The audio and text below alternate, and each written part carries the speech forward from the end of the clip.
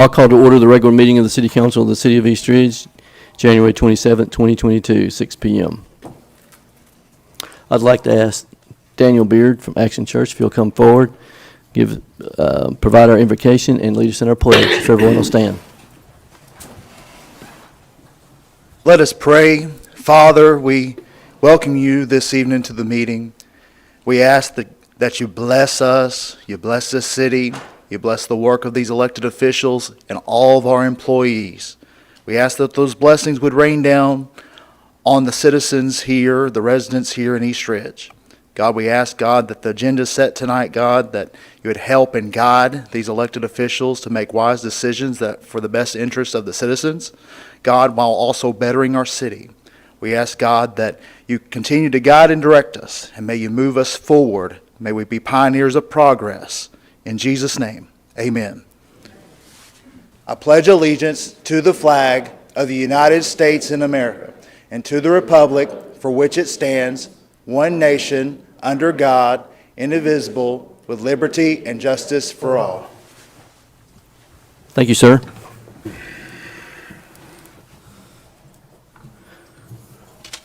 Roll call, Ms. Millen. Mayor Williams. Here.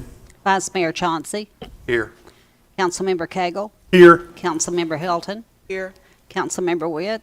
City Manager Dorsey. Here. City Attorney Litchford. Here. Under item 4, we have the consent agenda. This is the minutes of January 13th, 2022 council meeting and the approval of the October 2021 financial report. I assume everyone's had an opportunity to review those. I'll entertain a motion. Motion to approve the consent agenda. Second. We have a motion to approve by Vice Mayor Chauncey and a second by Councilmember Witt. Do we have any discussion, corrections? I see none. Roll call, Ms. Millen. Vice Mayor Chauncey. Yes. Councilmember Cagle. Yes. Councilmember Helton. Yes. Councilmember Witt. Yes. Mayor Williams. Yes. Move to item 5, communications from citizens. This is an opportunity for any citizen, resident, business owner that would like to come forward and address the council with any questions and concerns, accolades. We have one signed in, Nathan Garmany. You'll come forward. If you'll state your name and address for the record. It's Nathan Garmany. It's 1212 South Seminole Drive. It's Freedom Church here in East Ridge. So I'm the lead pastor of Freedom Church, and I'm here just to ask the council for an ordinance change. We have a house on the front corner of the property. It's in an R1 zone. We have, for the last year, we've had it in a commercial lease situation. We really don't want to move in the direction of like a residential lease, just because, just publicly speaking, it's just not great for us to be in that position for people in our church that might want to rent it, you know. So in doing that, we basically got to the point to where we had another commercial realtor come in after a whole year of having it on the market with no bites. We lived in the house for 10 and a half years, recently moved out about a year and a half ago. So that's kind of like the history of this. We had a commercial realtor that looked at the property, walked through, and said, honestly, you know, I don't think commercial lease is the greatest thing for this piece of property where it's at. He mentioned Airbnb to us and said that that would be a great opportunity. You know, he felt like the house was better served that way. It is a duplex, so it's 2 sides. And so in the process of talking to someone in management over at Airbnb, we figured out that it's not allowed in an R1 zone. So for us, it's a perfect opportunity for us to have the opportunity to do a short-term rental or an Airbnb is what we're looking at. I'd like to say that helps us as a church, number one, but also just looking at changing that ordinance for an R1 area in East Ridge. I think we've been pretty progressive as a city so far on just growth of business and things that are happening in the city. Airbnb is based off of reviews. I feel like it would just bring property value up in East Ridge. It would bring business owners possibly into the area to buy houses for Airbnb. And so I'm just asking the council to consider a change in the ordinance of R1 to allow short-term rentals, Airbnb, in those zones. Thank you, sir. Okay? Council, any questions? Have you approached the City Hall in terms of filling out application to get the rezoning process started? We did. Okay. That's when we found out that, well, we had a manager that was going to manage the property for Airbnb, and she found out through talking to City Hall here, figured out that it's not allowed in the R1 zone, the ordinances.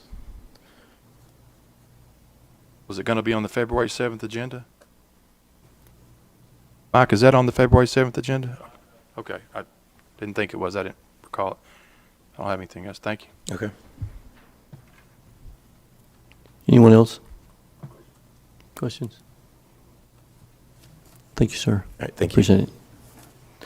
So that is the only one that actually have signed in, but I give anyone an opportunity in the audience if they'd like to come forward at this time and address the council. You have 5 minutes.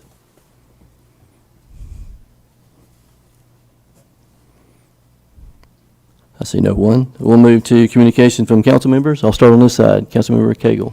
Yes, sir. I'd like for everyone to remember the family of Earl Long. He's a retired employee that was over at the Recreation Center for years and years and years. So he passed away this week. So keep his family in y'all's prayers. Thank you. I have nothing, Mayor. Councilmember Hilton. I have nothing. Councilmember Witt. Nothing. Thank you all. All right, one of the things I would like to mention is, I may put Chief Allen on the spot, and let him talk about the Take Me Home program initiative that y'all are, instead of me talking about it, I'd like for you to speak since you're heavily involved in this. Thank you, Mayor. This is a program that we recently started. It's directed for those citizens that may have trouble communicating their name and their address, things like that, people with dementia or autistic or other mental issues. Family member or loved one can go to the website and register them with all the demographics, including a phone number for an emergency contact, their address, a photo, so that if one of our officers comes across this person wandering the streets and they can't communicate who they are or where they live, our officers can go to the site and look them up and take them home. And you did put me on the spot because I don't have the website in front of me. It's takemehometn.org. Yep. And that Take Me Home so. is all Altogether. one word, tn.org. Thank you, sir. And the program, the database where these folks are registered, any officer in the area, whether Chattanooga, East Ridge, Hamilton County, they can look up on that because sometimes they might not understand the crossing the city limits, but they can find them. Thank you. Thank you. Again, sorry for putting you on the spot. That's all. I want to mention that the East Ridge Parks and Rec, there's opening now for all registering for T-ball, ages 3 and 4, baseball, ages 5 through 12, softball, 5 through 16, and spring soccer, age 3 through 18. So keep that in mind if kids are interested in summer ball. February 3rd, I wanted to mention that the East Ridge Council of the Chattanooga Chamber of Commerce will be having a meeting at 11:45, actually on February 3rd, at the Trail Life Church / Local Coffee, which is the old Salvation Army building, I believe it is. And our Police Lieutenant Josh Crew will be there speaking about business and law enforcement partnerships.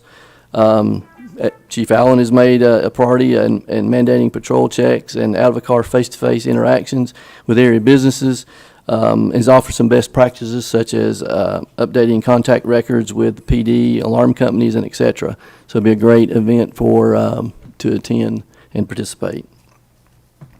The other thing is, and I'm sure City Manager Dorsey will give us another ongoing update for the Pioneer Frontiers splash pad, and possibly dog park. Okay, and that is all that I have. Mr. Dorsey? Thank you, Mayor. I'll start with the leaf pickup. As of now, the crews are still moving west. They've made it to the Belvoir area on the north side, and they're working on Cherokee, John Ross area on the south side this week. We're still down one machine. We're still trying to get that one fixed. Maybe come to the council soon about getting either a machine or a full vehicle, but we know that these are still 7 or 8 months to get one of these. We had these machines serviced last year. Thought they were in good shape, but of course, you can't sometimes predict when something's gonna break on them. So we are using our boom trucks as well to help pick up leaves. And I've said, if you have leaves that you bag, you may be able to get them up quicker. Just let us know that you have leaves bagged, and we will do our best to get those up, like I said, quicker with the brush and with the boom trucks. Let's see, what else? Playground and splash pad. If you've noticed over there, we basically have all the equipment is in for the playground. All the equipment and everything has been tested for the splash pad. Our next step is to put up a fence around the splash pad for safety reasons, and also to finish all the other small things to make it ADA accessible, putting in the disabled parking spaces, putting in ramps, things of that nature, and walkways. So we're working on that, and then putting some grass seed down to be able to help in areas where the dirt's been disturbed. So we're looking forward to hopefully getting this open pretty soon. I don't have an exact date yet because we're waiting to make sure of how these different phases go, hopefully within the next couple months. Of course, the splash pad wouldn't open until it gets warm anyway, but we're trying to move as quick as we can to get the park open, the playground part open. The dog park, I want to thank Vice Mayor Chauncey. We've got our fence up over there. We also have our benches over there at the moment, and we're getting ready to get through Vice Mayor Chauncey, get the concrete pads poured for those benches to be able to assemble those. Our next step is we're in the process of ordering the equipment in there. Now that we have the layout, we know where everything's got to go. That, of course, with everything else, could take a month or two to get that equipment in. So we're still targeting springtime to be able to get this dog park opened. I don't know if Vice Mayor has anything he wants to add to that. Not much. I was going to ask you if you got any updates on that environmental meter that's out there that we need to get moved. There is a Hamilton County air pollution control meter that is out there, and they have been in the process of trying to find a place to move it to. They looked at it, Camp Jordan Park, in the back corner, that thought that might work, but it might be too expensive. They're also looking at a place right next to the dog park to be able to do it. And the last I've heard, we're putting in whatever applications they have to do to EPA in order to see about moving it. They've been out there the mayor was out there with me one day looking at where the drip line of the trees are. Is that far enough away from where they want to put it? Is it far enough away from a building? As far as I know, it's still moving forward, but federal government, don't know. And that's all I have. Yeah, they felt comfortable with the location we were proposing out here, and we checked the measurements, and it seemed to work just fine. However, you still have to get that EPA approval. Right. So. I know we need to get that out of the dog park, yes. Yes. Thank you, sir. All right, we don't have any old business, so I'll move into new business. Item A, ordinance number 1155. All right, this is ordinance 1155. The caption the caption I need to change. It'll get changed on second reading. It doesn't change anything with the body of the ordinance. It's just the caption is not an expenditure with respect to the general fund. So I'll read it as it should say, and Ms. Qualls and I will have it corrected for the second reading. This is an ordinance of the City Council of the City of East Ridge, Tennessee, to amend the fiscal year 2022 operating budget, ordinance number 1147, by changing the revenues and expenditures of the general fund, the grant fund, the drug fund, the economic development fund, solid waste fund, debt service fund, capital projects fund, and to create the Stormwater Improvement Fund. Is that right, Ms. Qualls? Okay.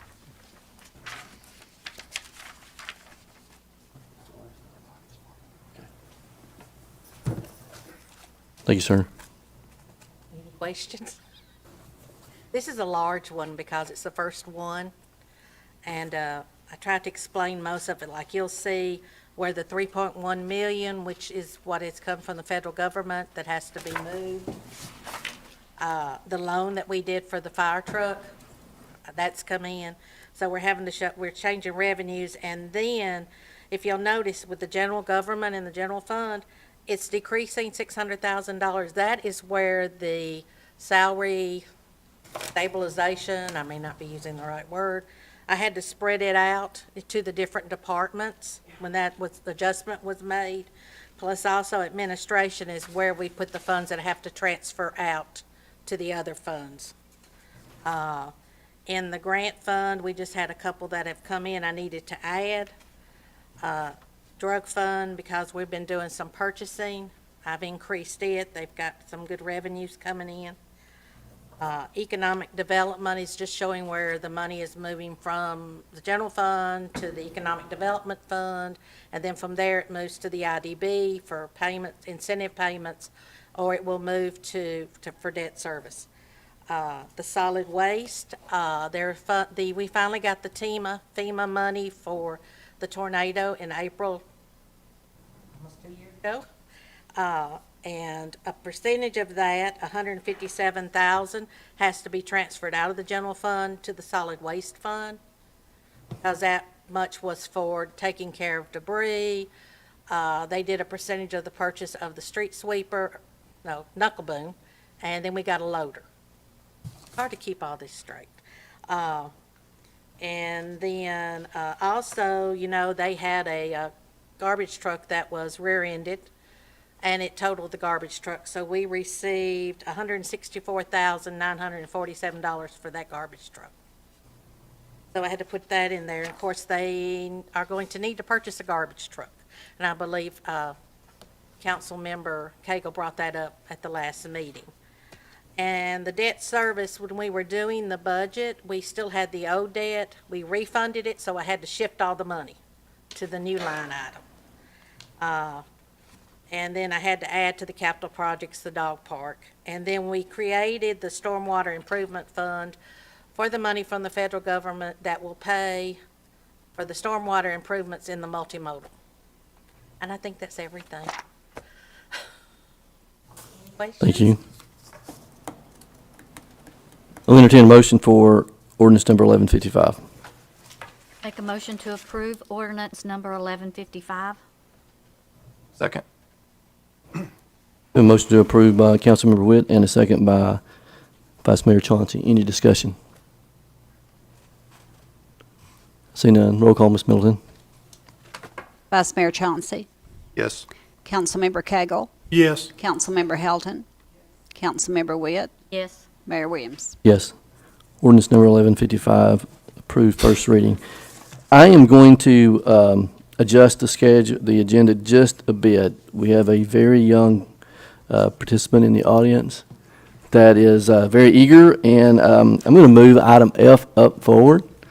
So if we'll go to resolution number 3236.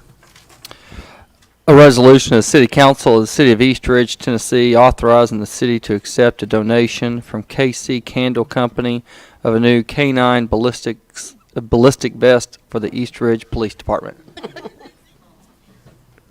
Good afternoon. My name's Stacy Prater. I'm the owner of KC Candle Company in East Brainerd. And this is Dr. Chris Walls, who is with Scenic City Family Practice. About a year ago, I started a program with the candle company called Candles for K9s. And so basically when people go to our e-commerce website, they have the option to donate money to this project. And then we take a portion of our proceeds. And then if there's other businesses like Scenic City Family Practice here who wants to make donations to help us with this project, then we take those as well.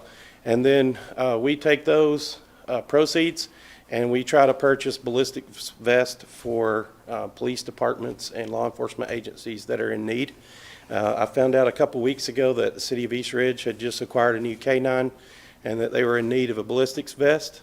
And so I reached out to them and offered to purchase the vest on behalf of Casey Candle Company and along with Scenic City Family Practice. And so tonight we're here to donate this ballistics vest to this K-9 officer and the City of East Ridge Police Department. Awesome. Thank you very much.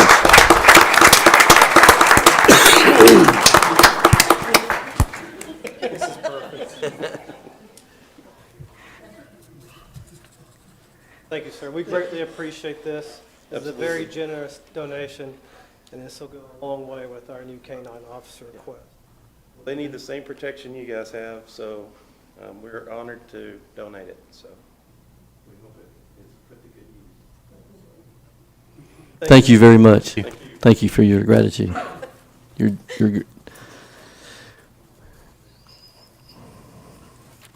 all right, I'll entertain a motion for resolution. Did you read? Okay, I can't remember. Got excited seeing the new police officer coming in. I'll entertain a motion for resolution 3236.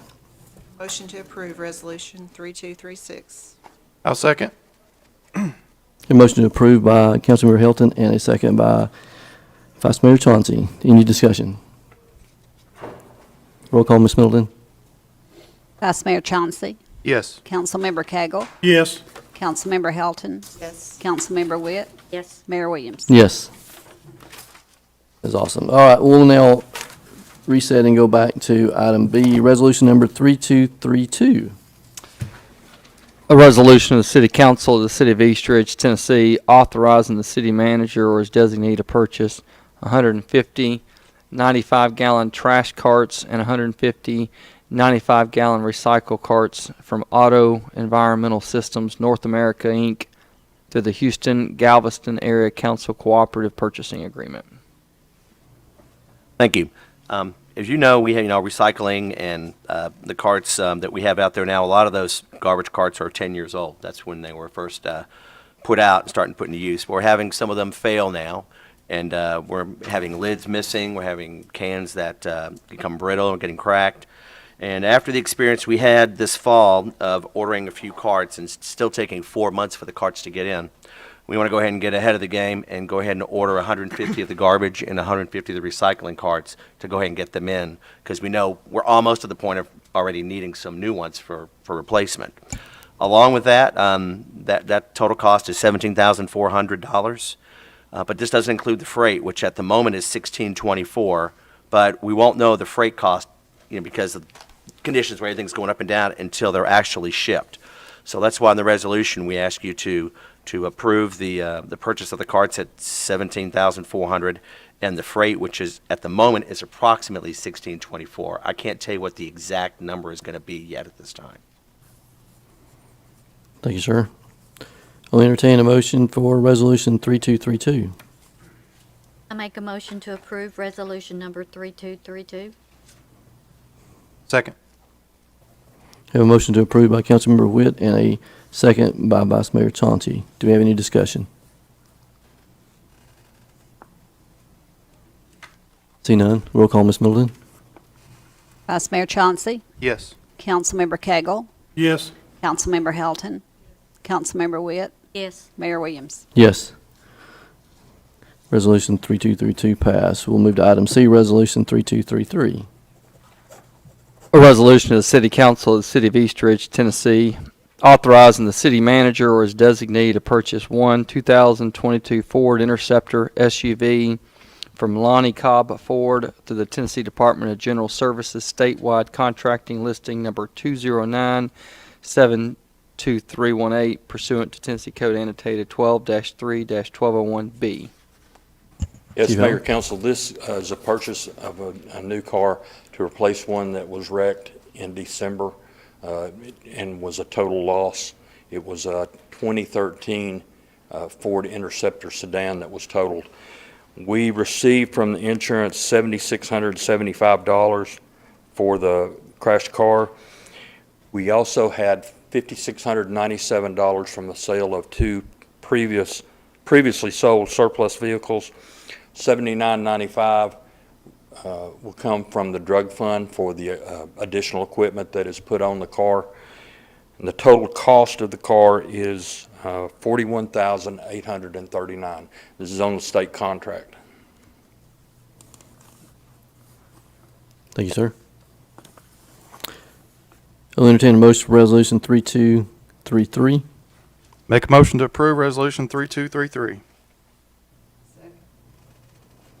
A motion to approve by Vice Mayor Chauncey and a second by Councilmember Hilton. Do we have any discussion?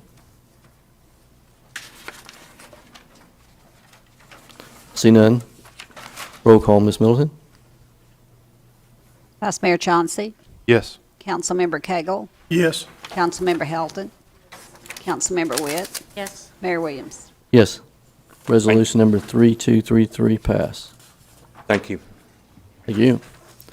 We'll move to item D, Resolution 3234.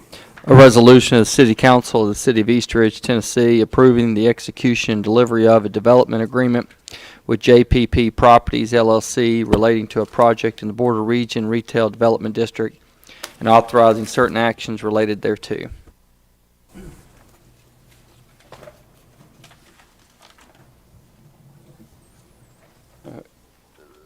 Mayor and Council, this was a matter that was brought to you at the request of the Industrial Development Board after they had a meeting on Monday, this past Monday, with respect to the property located at 6009 Ringgold Road. This is the District B or Zone B liquor and package store that was awarded back earlier this past summer.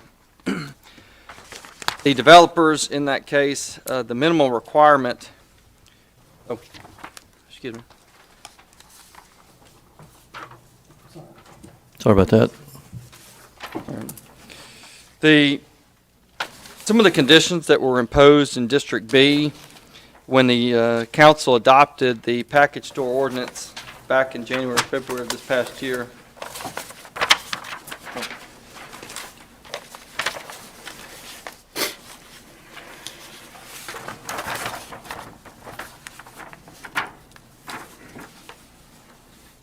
Was that District B had to have a minimal display square footage of 7,000 square feet.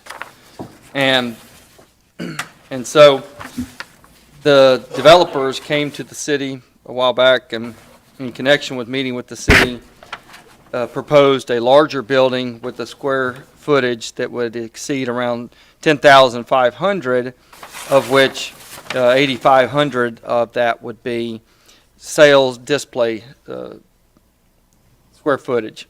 And you've got that I think was just passed around. That's the site plan that was proposed for the developers. This would allow, per the development, there is a footing there, but they're able to adjust how the square footage of the display versus the storage can be allocated when they actually do the internal construction of it. And so what they've done is proposed to increase the display portion of the building to 1,500 square feet to allow for larger inventory. They represent that they'll have better selection of inventory if they can have the benefits of entering into the Border Region program. With respect to what is being proposed here, we always do the economic impact of this development. The economic impact is going to be in three forms. You're going to have the Border Region, you're going to have the local option, and then you'll have the the property taxes that go into it. And we look at the Border Region here, and we always ask the developer, please provide us a copy of what your projected revenue is going to be, as well as what the expenses, the eligible expenses under the Border Region. Let us know what those are. In this case, the developer provided that information and had a total expense of around $3.6 million is what the total expense.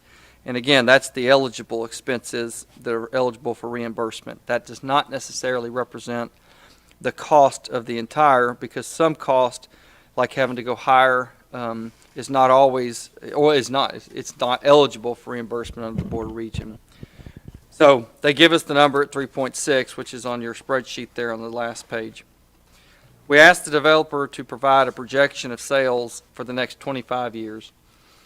Previously, we did this for 20 years. Back last year in April, Representative Helton was able to carry a bill to add an additional 5 years for the city, which ultimately is going to result, even if you project right now, just from a city, a nice revenue stream for 5 more years under the border region, which allows the city to undertake infrastructural improvements. It's not revenue that they can receive to pay animal shelters. They can't use it for salaries, but it does allow 5 extra years that Representative Helton was able to secure for the city from 2042 to 2047.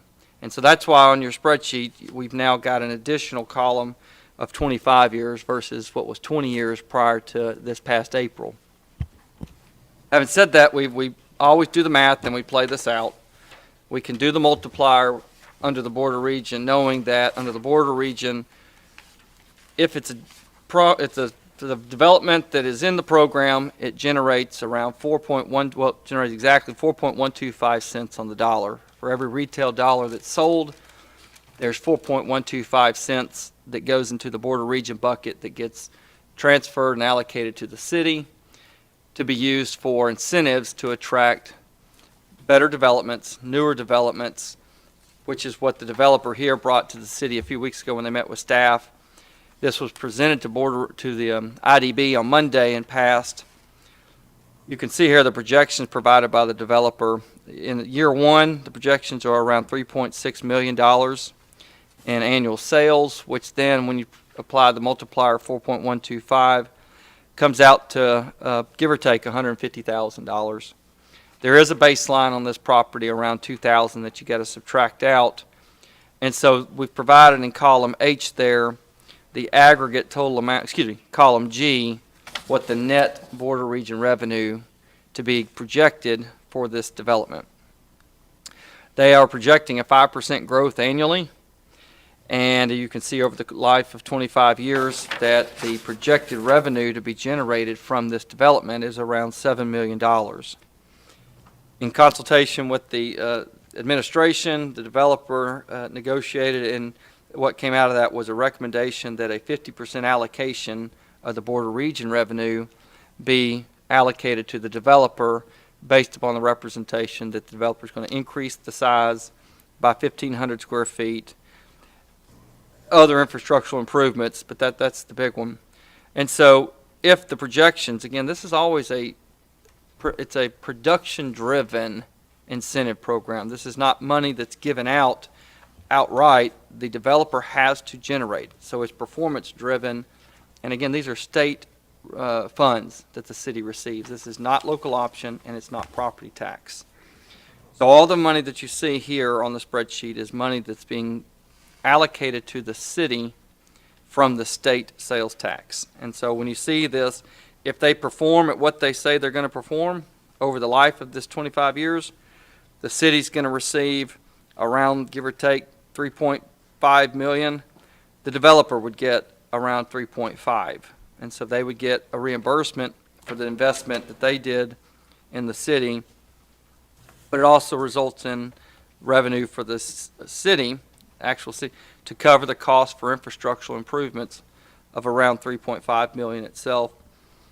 And that's in addition to local option that the city's going to receive, as well as in addition to the property taxes that are going to be increased on this property. So that's sort of the quick version of this. If anyone has any questions for me, I'm happy to answer. I think they met with Mr. Dorsey. He may be able to provide more details as to the enhancements that are going to occur as a result of being able to eligible for the border region program. One thing I'd like to add real quick is this is the same 50-50 proposal that we also gave to the other liquor store. That was the package store that's on the other side of town being built. Thank you, gentlemen. All right, I will entertain a motion for resolution number 3234. I want to entertain a motion for discussion. Do I have a second? Second. So I don't really feel that the 50-50 split is a fair deal for the city, especially when we're comparing it to the other package store that we approved in District A. I feel like the District A on the West End package store, it met more challenges. I believe it's going to be more challenging for that package store owner to meet his projected sales. I also believe that the lot that he's building on, the layout and the land of the lot, also met more challenges for construction cost. And that package store developer also agreed to almost double the size of his minimum retail space. I believe it was from 4,500 up to 8,500. So, in addition to that, I believe the total return on investment for District A was only 48%, 48 to 50%. So here we are down here in District B on the east end. I don't think that this developer is going to see those same types of challenges. So, and I agree. I see he's agreed to increase his square footage by 1,500 from the minimal square foot space, but I don't think it's quite the increase that District A saw. And I don't think that we need to incentivize this developer to do what he's already set out to do. And I don't think that, well, I don't think that we need to incentivize this developer 50% to do what Ordinance 1139 already requires him to do. So, you know, he was the lone lucky winner of the lottery on the District B side, that we had probably a dozen or more, probably 24 applicants for that section. I mean, the package store ordinance 1139 laid the groundwork for him to be the most successful package store that he can be without an incentive. I understand the incentive of, or understand how important it is to put in place a Board of Regents tax incentive, but I don't think that the 50% is fair. So, with that being said, I'd like to make a motion that the developer and the city manager go back and renegotiate a 70-30 split, 70 to the city and 30 to the developer.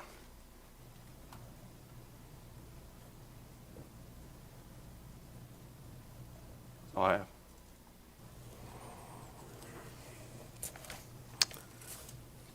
So your motion is to have the city go back into negotiation, not setting that at this time, just going back into the negotiation and not approving this resolution. Correct.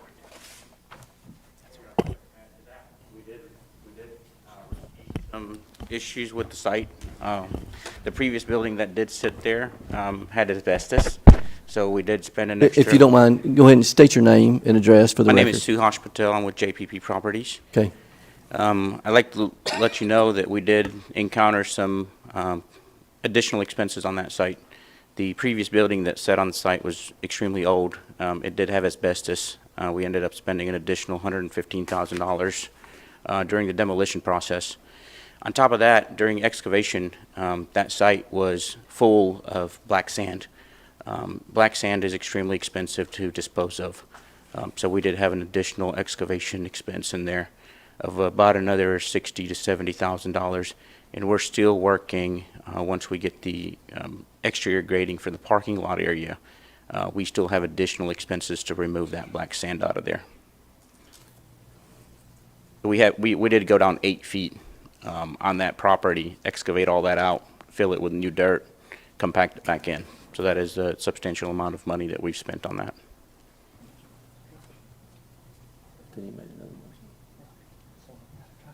And I'd also like to remind this council what we do with our portion of the revenues that we collect. We put that money towards debt services and other capital projects within the Board of Regents. So it's important that if we have the advantage to capture as much of those tax revenues as possible. Let me, we got it, we have a motion. Do I have a second for the motion that Vice Mayor Chauncey has placed on the table or placed on the dais.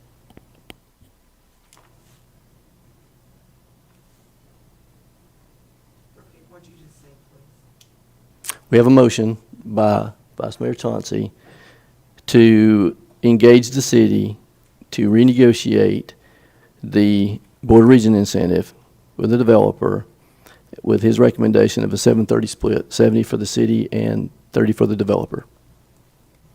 I still want to have discussion. Need a second. Doesn't mean you have to vote for it. I'll second it for discussion purposes. All right. We have a motion by Vice Mayor Chauncey. We have a second by Councilmember Hilton. Now let's proceed with an additional discussion. I would like for the city attorney to clarify the purpose of the border region, and also I would like for you to answer the question, during border region, who is taking on the risk?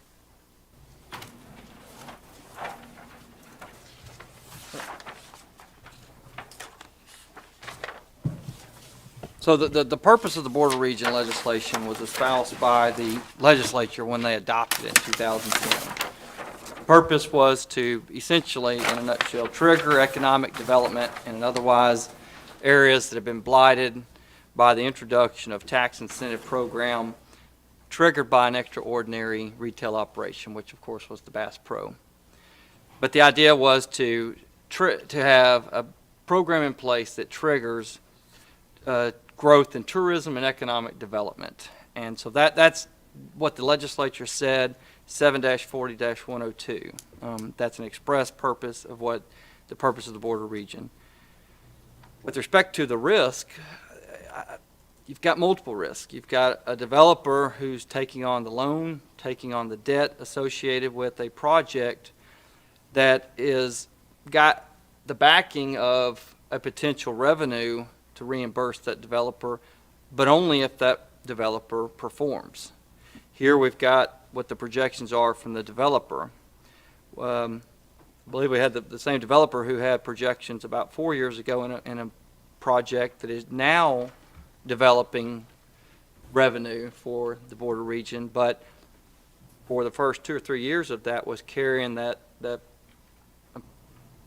no revenue from the border region. From the city side, their risk is, as a result of the introduction of the border region, we have seen the city's demands for services increase significantly. We've seen infrastructure needs. There are unanswered infrastructure needs, additional police force, additional services, fire. So the city side of the risk when it took on the border region was it knew it was going to grow, or it had an expectation it was going to. The flip side to that, it has helped add revenue, but that revenue, you got to be careful. I think I've at least heard the position that the revenue generated by the border region can be used to offset the general fund. It cannot be used to offset general fund. Again, you can't use it for salary increases. It's to be used to help the city commensurate the growth in economic development with adding infrastructural improvements, again, to accompany that growth. So that's a long answer, but as far as the risk, it's a two-part answer. You've got a developer side who is still taking the risk by developing in a city. Early on, we saw the risk, bluntly with Exit 1, the risk was you had a city that existed for 90 years that, on some degree, had not had the economic growth you'd seen in other parts of Hamilton County. You get the adoption of the border region, and boom, you've seen more growth in 10 years than you saw the previous 90 years, economically speaking, is what I'm saying. And so you had a group of developers there that took on a risk of a huge 30-acre tract that are now, of course, you're seeing the fruits of those efforts. As you're seeing movement west, the hope was this council espoused whenever you adopted this ordinance with respect to liquor, but also in other projects, as you're seeing economic growth or otherwise retail growth head west, this body has said, we want west growth. You're seeing it. Some of the purpose behind the liquor adoption back in January of last year.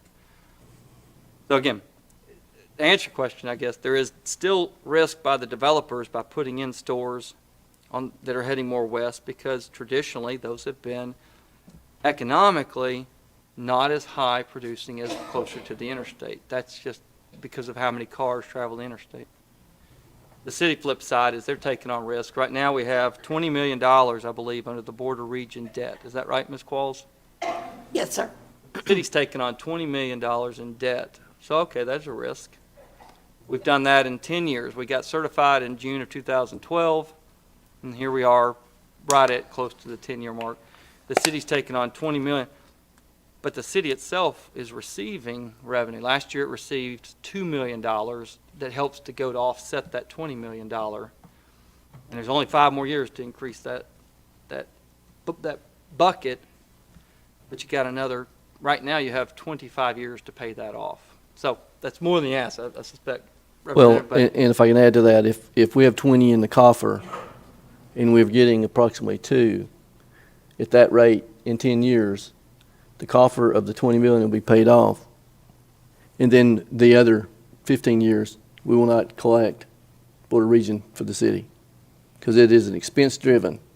So it has to be in the, go ahead, sir. No, finish your sentence, sir. Well, I was kind of finished. Okay. So the expense has to be incurred, it has to be submitted, and that is what the developer is incurring that expense, not any of the city for the demo, the construction, and the building of this. And then we benefit on the percentage that we negotiate with them. But, once that coffer is depleted by the payout each year, we cannot add any more after 2025. 2027, that's what I was going to say. Thank you. The city's expenditures are only, can only build up through 2027. Correct. Then we have the 2047 Payout. receiving, it's money from the state that we receive to help pay off that debt. So we're trying to make sure we can categorize as many things into that pot as possible as we go along. Well, there's a possibility we need to assume more infrastructure, correct? I mean, in a perfect world, the border region revenue payback that ends June of 2047, when the city receives that last payment, it would balance out the expense bucket to 0 in a perfect world, because you will have used every year of that payback to cover the expense that was incurred up through 2027. If this body has no more than 20 million in 2027 of expenses, well, we got 2 million last year, assuming that's a barometer. Let's assume it's not. Let's assume it's 1.5. I'm just going by the expectation that retail sales will continue to grow, even at a 1% growth. But I guess you could see a scenario with our pandemic we've seen, but really in the pandemic, in 2021, well, 2021, we grew $1 million from that pandemic. So my point is, if you're getting $2 million a year, and that's somewhat of a barometer, you're going to balance out the expense in 10 years, and there'll be 15 years remaining that you could have been eligible for reimbursement, but you didn't have any expenses to pay those off. And while I'm not suggesting go out and spend, I do think you need to look at the fact that you got 5 years with a 20-year payback period, knowing right now you've got a projection somewhere around $2 million annually that the city keeps. That's the net that the city keeps. Maybe I should have been clear about that. That's the gross is somewhere, the gross was 4.5. So assuming that you're in the ballpark of 2 million annually that you're expecting to receive, you're going to run out within 10 to 11 years, and you will have foregone the remaining 13, 14 years remaining on the border region that you could have received, all from funds that had nothing to do with the city. It was state funds. So it's to our advantage to incentivize as many businesses as we can, correct? It's certainly a good practice. Let me say that. It's a recommended practice because for a couple reasons. One, I'm getting pinged weekly, and I'm the city attorney, and I'm getting pinged weekly with people calling saying, I need to talk. Bluntly, not all of them materialize. But if I'm getting pinged weekly, I can only imagine the city manager or what you guys are getting pinged by. And my point is, word is out. The attraction is there. But if you're wanting good development, That's the purpose of the border region, to Yep. incentivize, to attract tourism and economic improvements in a district. No doubt you've seen it from what you see down Exit 1. You're seeing the growth as evidenced by Pandora, Jack's, the Honda Power Sports. Food City. How fast Food City's going up. Food Food City, City. I mean, that's pretty far west. And we were in Nashville yesterday, meeting with the Department of Revenue on this very issue. And I mean, I'll be blunt, the Department of Revenue recognizes that this city of 3, his words, the commissioner said, you all had a gold mine given to you. I was there in 2010 when we went up to Nashville. I wasn't the city attorney then, but I remember driving up there. And even then, the commissioner fought because they knew the gold mine you were going to get. That's why it got cut off with 3 cities, and there are no other cities in the border region. I'd like to say, I agree with everything you just said. I never said that I didn't want to incentivize businesses. I believe in the border regions very much. We've seen a lot of success over it.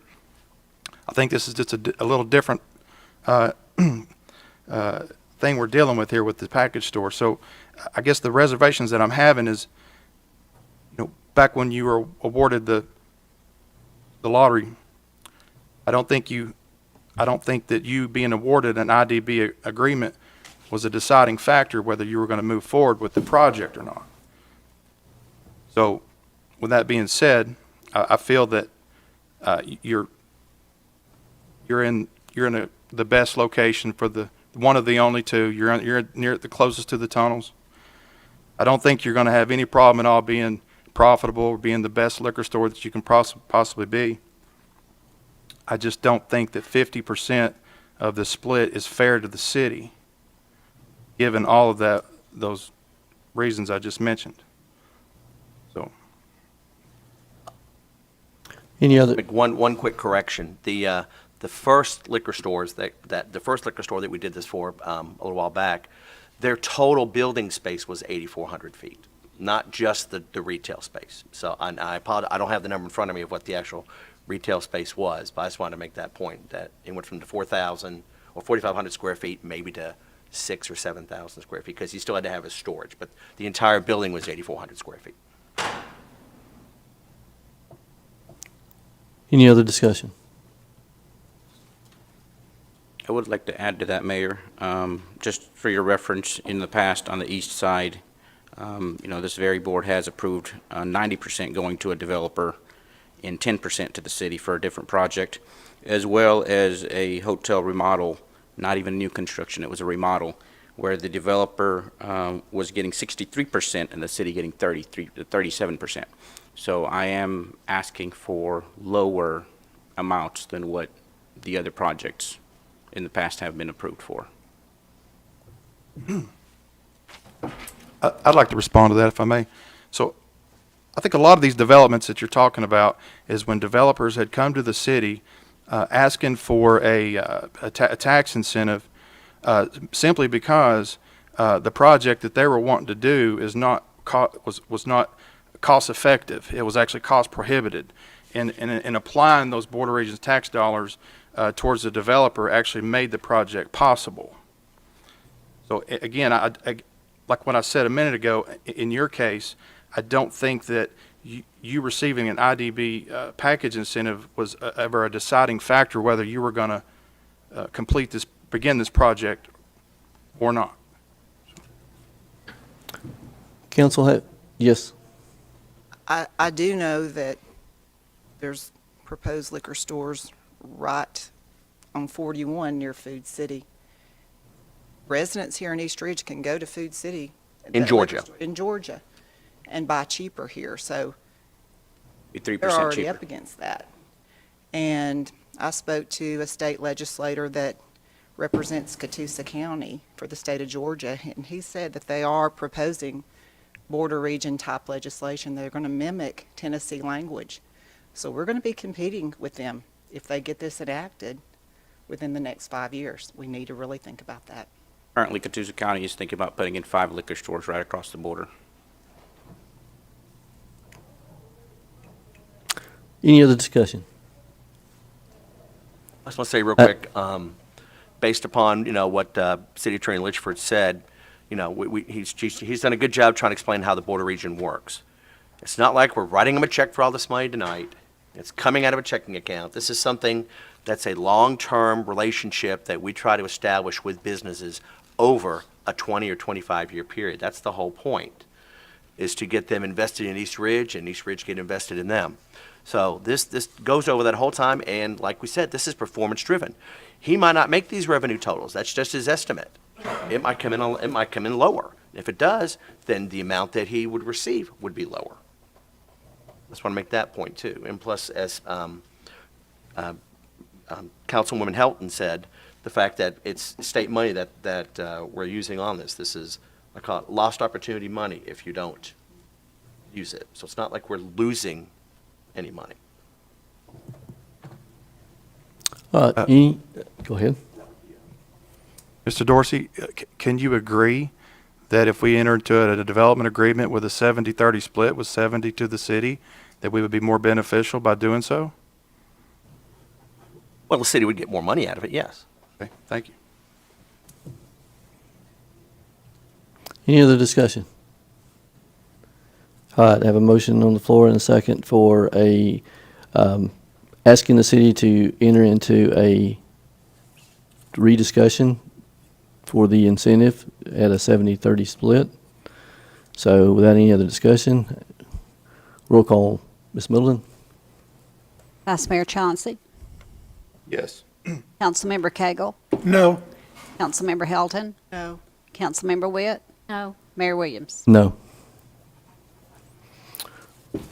All right, I'll entertain a motion for Resolution 3235.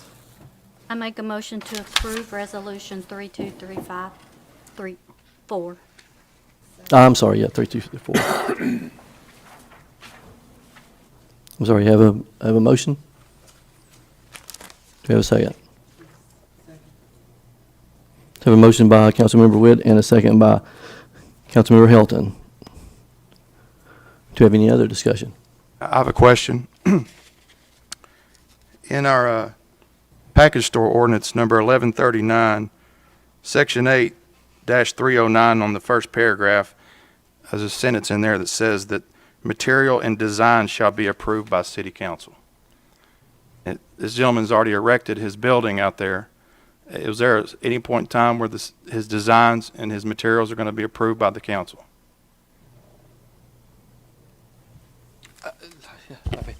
I have to go back and even look at that provision in there. I'm sorry, I don't have that, but yeah, if it is provided in there. Don't worry about that.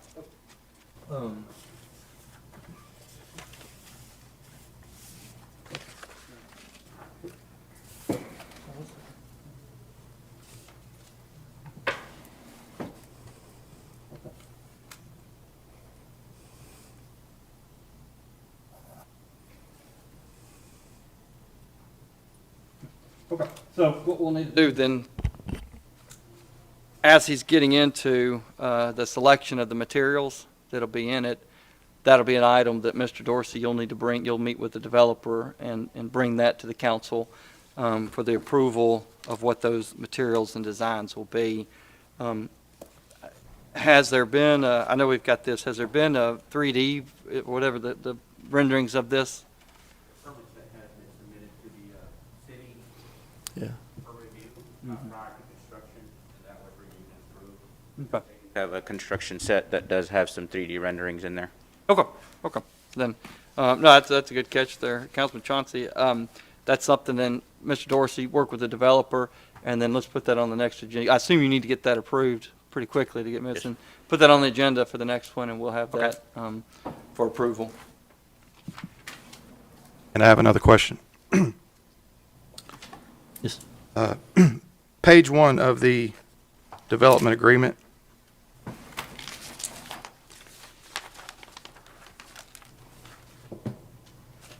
Fifth paragraph down. The verbiage in the agreement specifically says 7,500 square feet. It's actually 7,000. And there's really there's no verbiage in here that specifically says 7,000 of minimal display space.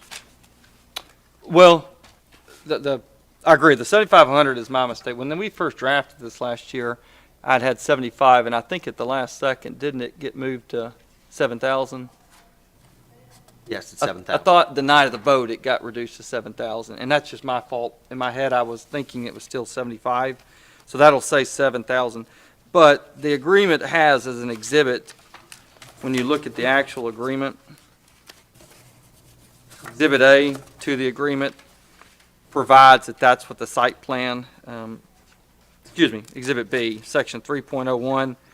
It actually says the same thing.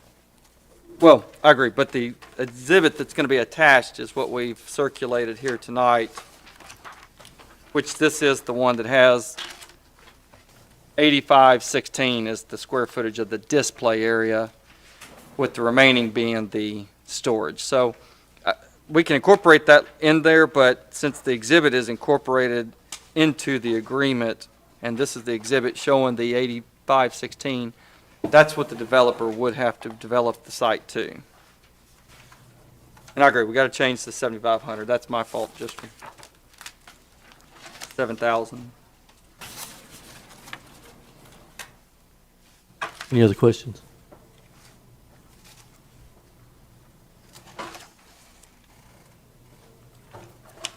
See none. Roll call, Ms. Middleton. Vice Mayor Chauncey. No. Councilmember Cagle. Yes. Councilmember Helton. Yes. Councilmember Witt. Yes. Mayor Williams. Yes.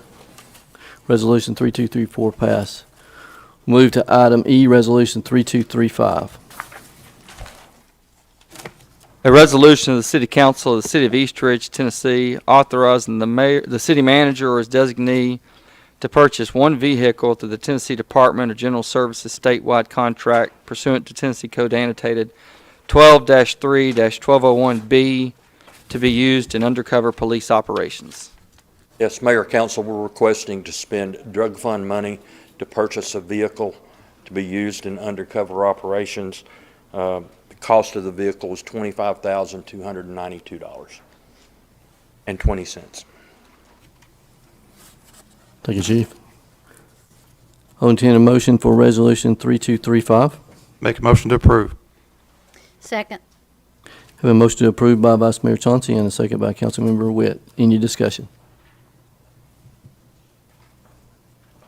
I see none. Roll call, Ms. Middleton. Vice Mayor Chauncey. Yes. Councilmember Cagle. Yes. Councilmember Helton. Councilmember Witt. Yes. Mayor Williams. Yes. Thank you. Resolution 3235 pass. We already addressed Resolution 3236, so that is the end of the current listed agenda. However, I will mention that we still have a table ordinance. That is ordinance number 1152. The property owner has requested and asked for it to be brought off the table at this council meeting. So that being said, I will entertain a motion to bring ordinance 1152 off the table and set for our next council meeting on February the 10th. I feel that's the best to allow the opportunity for citizens to have some input if they have any additional. But that's what I motion, to have this brought off the table and set for the agenda for February 10th. Do I have a second?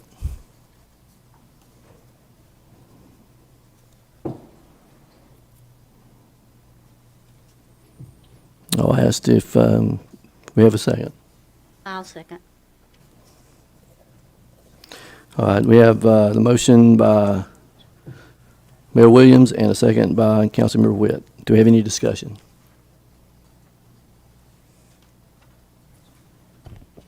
Roll call, Ms. Middleton. Vice Mayor Chauncey. Yes. Councilmember Cagle. Yes. Councilmember Helton. Yes. Councilmember Witt. Yes. Mayor Williams. Yes. All right, so that is off the table and it is set for February 10th. And Mayor, agenda. that would be first reading. You may. That is correct. I Yeah. did not state that. That is for first reading, and it will require as ordinance 2 readings. So that is, again, that is all we have on the agenda at this point, so we'll move into the discussion for the tentative agenda for the February 10th council meeting. Underneath old business, we will have ordinance number 1155, an ordinance of the City Council of the City of East Ridge, Tennessee, to amend the fiscal year 2022 operating budget. Ordinance number 1147 for various expenditures in the general fund using fund balance. That would be the second and final reading. Do we have any discussion? It'll have the correct heading. Correct. Thank you. Any other discussion? All right. The other old business, now that it's been brought to the table and placed on the agenda, would also fall under old business. That would be ordinance number 1152, which is a rezone of property located at 1410 North Max Smith Road, tax map. Yes, sir? It's first reading, but would it not be old business, or is it under new? That's a question. I don't know that it functionally doesn't make a difference. I just Okay. wanted to, again, make sure that people don't think just because it's old business that it's a second reading. That's it. Okay, So, fair enough. Well, then we can, that's, how we want to put that on the agenda. If I you- actually think you it prefer- probably just, it was new business on the agenda when it was first, so. Correct. It's probably keep it as new business only because it never was Okay. voted upon. Okay, my bad. We'll have it underneath new business. So underneath new business, we'll have ordinance number 1152, which is rezoning property located at 1410 North Max Smith Road, tax map number 169L-L-002. If you remember, that was tabled on the 11th of November. We did have a public hearing, so there will not be another public hearing. However, if someone wants to come for citizens communications, they're more than welcome to. They had a public meeting that came from the request from citizens. They honored that. They had a public meeting on January the 6th and had several participants. I, along with other council members, attended that.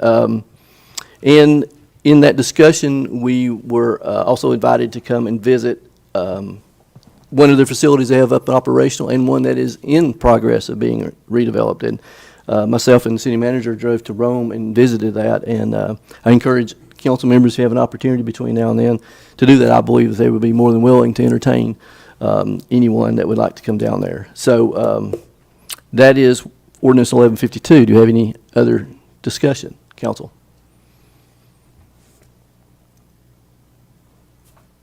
See none, then we have an unnumbered ordinance, rezone 495 Camp Jordan Parkway from C1 to O2 to build a new emergency care facility. That would be the first reading. That's correct, Mayor and Council. Excuse me. This would be the parcel next to Buddy's Barbecue in Hampton Inn, which would be subdivided and hopefully rezoned to O2 for a standalone facility. Any questions, council?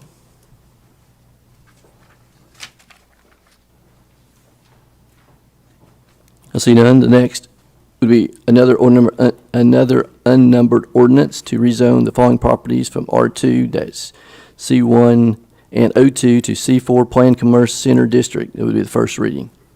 That's correct. These 6 parcels, Mayor and Council, would be introduced into the Red Wolf site as well. All property lines would be dissolved on these and just incorporated into. Any questions, discussion, council? He said all property lines going to be resolved and be put into the one big parcel. So we're not going to have 6 different tax maps here. It would be one large tax map. Be one large tax map, tax parcel. Yes. That's including the senior living out there? That's correct. Okay. Any other discussion?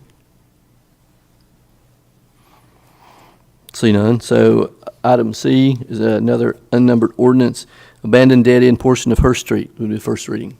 That's correct, Mayor and Council. So this goes straight into the ordinance of the 6 properties as well. Basically what it would do, it would abandon a 155 by 50 foot portion of Hurst Street, which basically is used to access properties 930 and 931 Hurst Street. So that portion of Hurst Street would be incorporated into the build as well, the Red Wolf site.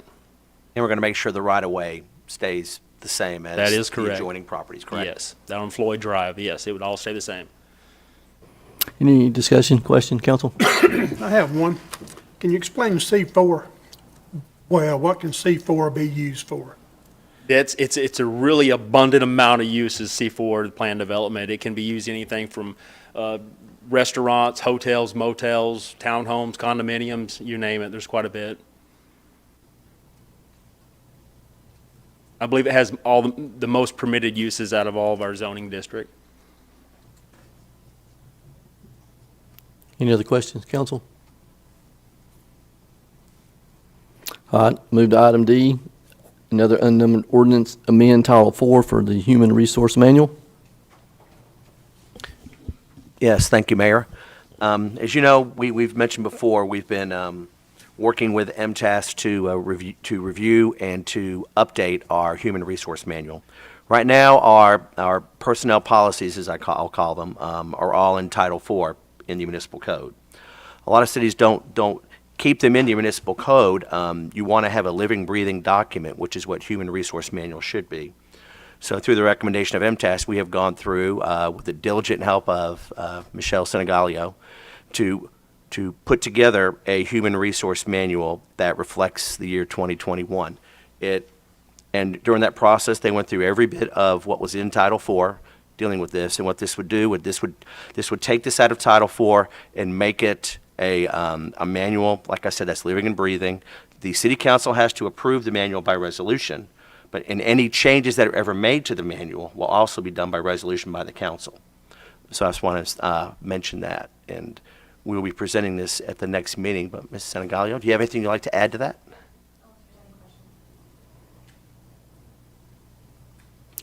Any questions, council? So let me ask one. So the item is an ordinance to amend it, but then you said to make changes going forward, it just requires a resolution. This is like the chicken and the egg. So, the first thing we have to do is because the ordinance takes 2 readings. So the first reading would be this next meeting. Then the second reading would be where it would amend Title IV to remove the personnel items out and to create the human resource manual upon approval by council. So if it gets approved at the first reading and then the second reading gets approved that same night, you would also have a resolution to approve the human resource manual. Okay. So you got to do this step before you can do the next step. Okay. Thank you, sir. Any other questions? I just wanted a little clarity on that. Thank you. All right. Then we'll move to item E, an unnumbered resolution, adult changing table donation. I believe that is Councilmember Hilton. Well, City Manager Dorsey and I were working on this, and we did find out that the changing tables are on back order. 6 months? 6 months is what I was told. That'll give us more time to bathroom ready.